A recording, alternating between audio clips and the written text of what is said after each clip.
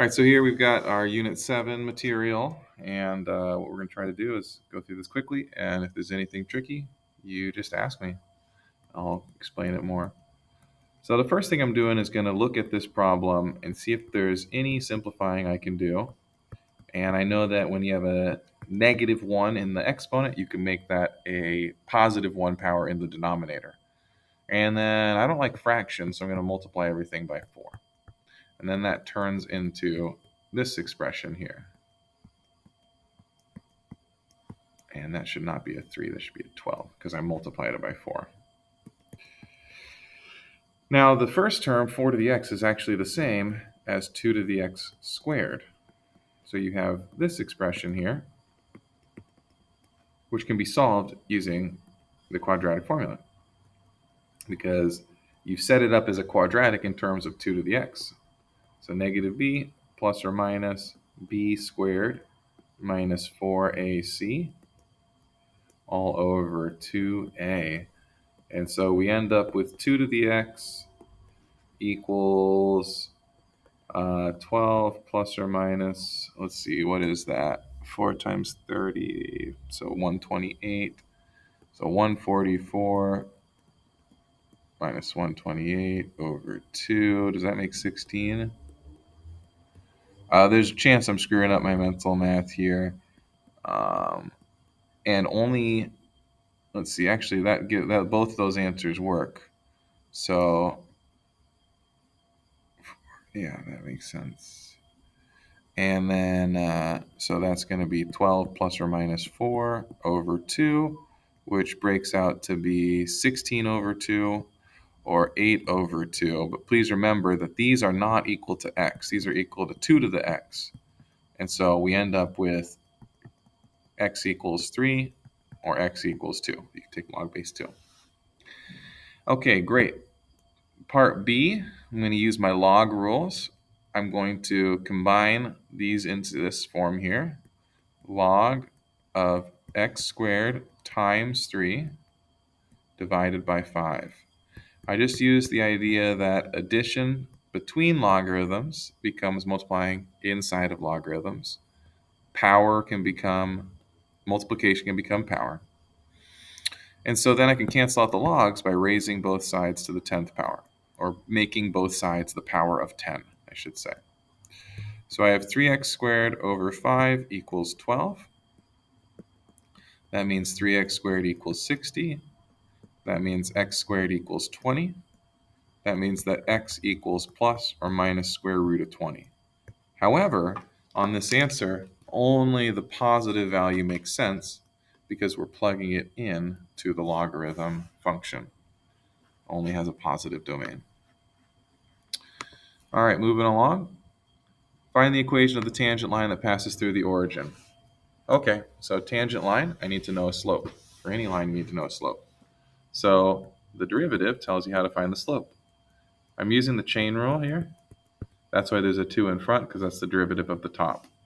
That's going to be the slope of my tangent line.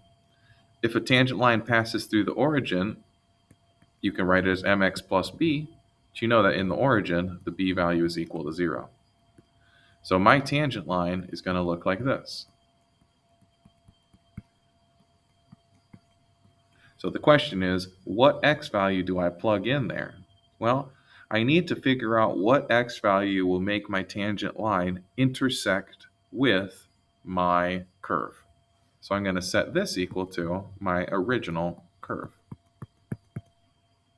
If I do that, I can divide both sides by e to the 2x plus 1, and I get a much easier equation to deal with. 2x equals 1, which means x equals 1/2. And what does that tell me? That tells me that if x equals 1/2, then my tangent line intersects my curve. Okay? And so if x equals 1/2, my slope is 2e to the 2 times x plus 1, which means my slope is 2e to the second power. And my curve, or my tangent line, is 2e squared x. Okay? All right, number 13, we've got this. Okay? So integral, plug in, bounds, e to the 3 ln k minus e to the 3 times 0 all over 3 becomes e to the 3 ln k. 3 ln k is the same as ln of k to the third, natural log k to the third. So the e and the natural log cancel out, and I just have k cubed. E to the 0 is 1. K cubed minus 1 over 3 is equal to 2. That was given to me. The 2 was given to me in the problem. So k cubed minus 1 is equal to 6. K cubed is equal to 7. So then k equals the cube root of 7. Great. Okay. These integrals are going to take a little bit. I'll try to go quickly. On each of these first two ones, I'm going to use integration by parts. And I know I'm going to use integration by parts because these two parts have nothing to do with each other. These two parts have nothing to do with each other. So I'm going to set u equal to x squared and dv equal to e to the x over 2 dx. I already know I'm going to have to do this twice because when I did du, it didn't go away completely. When I do the antiderivative, it stays the same, but I need to watch out for the chain rule. So I put a 2 in front because if I took the derivative of e to the x over 2, I would multiply by a half. So when I do the antiderivative, I divide by a half.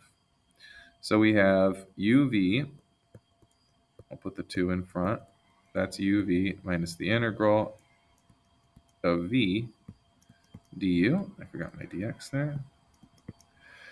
So then I'm going to do it again.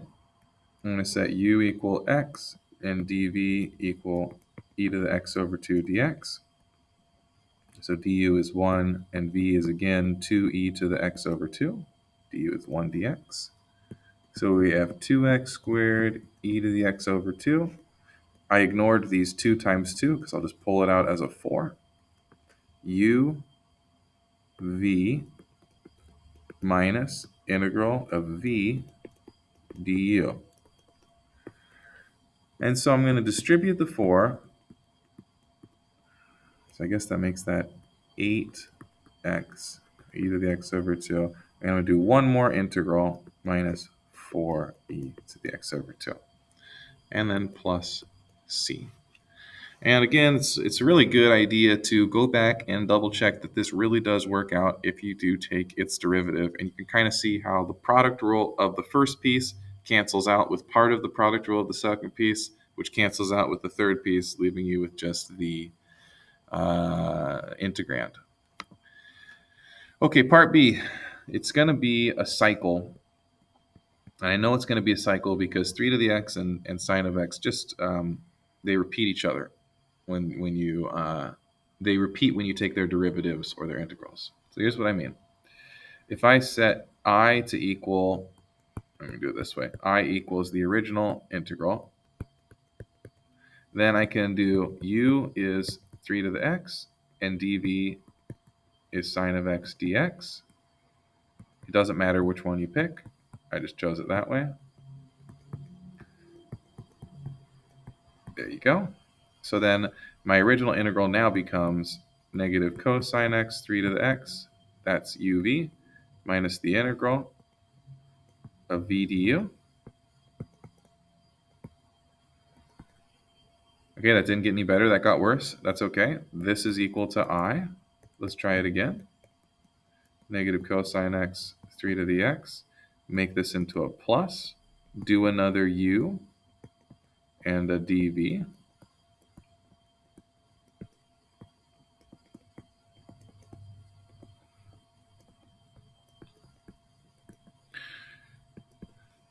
So I am going to just kind of put that in parentheses. So I equals negative cosine x times 3 to the x plus another uv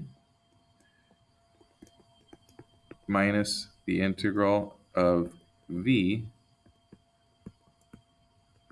du. And you might have noticed I made a small mistake there. When I set up my uv minus v du, I ignored the natural log of 3. And so I should really put that constant in front of the parentheses there And that means that I should distribute it here and distribute it right there. So we'll fix that. There's a natural log of 3 there, and there's a natural log of 3 there. Well, that means the original integral is negative cosine x times 3 to the x plus natural log of 3 times 3 to the x times sine of x minus natural log of 3. And then if you look inside your integral, there's an extra natural log of 3 there. And that extra natural log of 3 will come out in front also. So natural log of 3 squared times I. And it's times I because the 3 to the x and the sine x are all that's left over inside the integral. So if I want to solve for I, I'll take this term and scoot it all the way over here. So I have I plus natural log of 3 squared I equals all that stuff again. Factor out I times 1 plus natural log of 3 squared equals all that stuff again. And so your final answer is just that I equals negative cosine x times 3 to the x plus natural log of 3 times 3 to the x sine of x all over, I guess those parentheses aren't needed, but these ones are, like that. Okay, so that's cyclic integration by parts. The first one was repeated integration. The part A was repeated. This was cyclic. All right, now part C, it's a trig substitution. So let's say this is u, this is 3, and this is 2x. And I got that because this to me looks like c squared minus b squared equals a squared. If I set up my triangle like that, then I know that sine of u is 2x over 3. Cosine of u is square root of 9 minus 4x squared over 3. And I'm not going to do tangent because I don't need it. If I look at sine of u, then I know that cosine u du is 2/3 dx. And if I look at the other one, I know that 3 cosine u is the square root stuff. So I can set up my integral like this. The square root stuff can be replaced with 3 cosine u. I have a dx right here, but I have a 2/3 dx right here. So if I multiply by 3 halves, then I have a substitution for dx. Again, I had 2/3 dx, so multiplying by 3 and dividing by 2 means the numerator can be replaced with 3 halves cosine u du.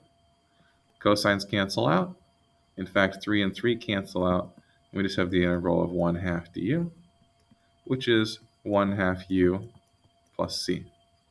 Looking back at sine of u equals 2x over 3, we can replace u with the arcsine of 2x over 3 plus c.